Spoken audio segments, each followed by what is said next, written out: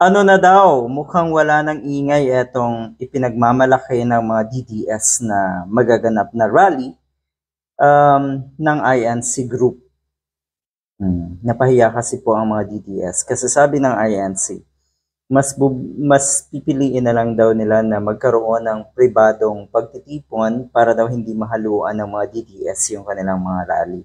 Natural kasi na naandyan yung mga DDS vloggers, alam niyo naman, sila ang numero unong panggulo ng ating bansa dahil sila po yung nagpapakala talaga ng kasinungalingan. Malala yung mga yan, mga bayaran na vloggers.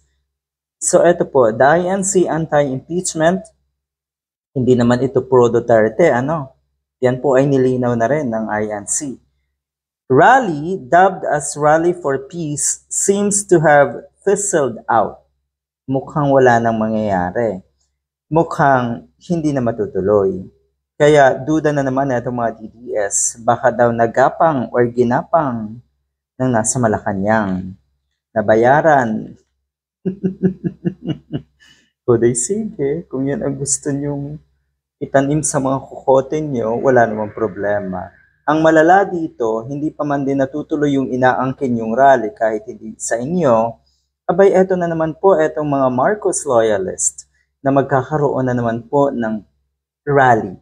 Noong nakaraang linggo, merong EDSA People Power sa etong grupo na ito, hindi sila ganong karami as expected dahil yun pala ay hindi masyadong alam ng karamihan ng mga loyalista.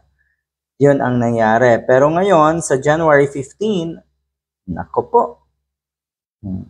bagong taong kauna-unahan siguro ito na malakas na rally.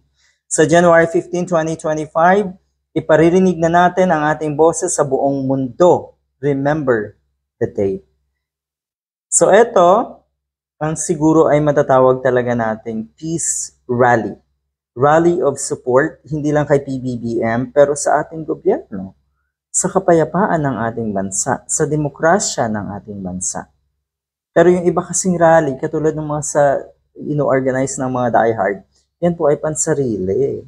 Yan po ay para isulong yung kanilang personal na interest.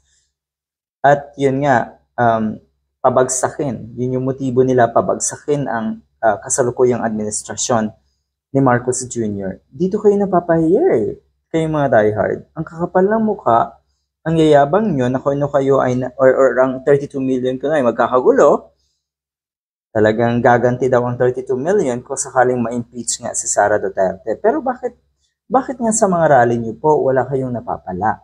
Lagi kayong napapahiya. So hanggang kailan kayo mapapahiya?